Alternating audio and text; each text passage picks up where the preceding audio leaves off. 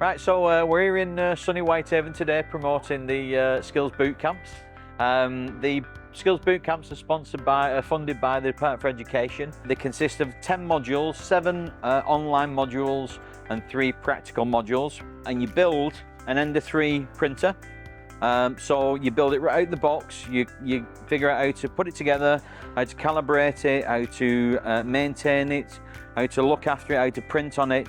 So you do 2 days of printer build, and then you come back for a 3rd day of 3D CAD, which allows you to do 3D design. But at the end of the course, once you've completed all the 10 modules, you take the printer home. That's your printer to take away.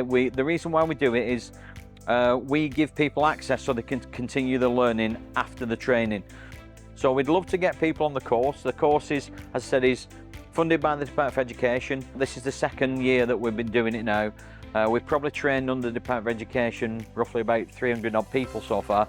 In Manchester previously we trained about 800 people under the ESF programme.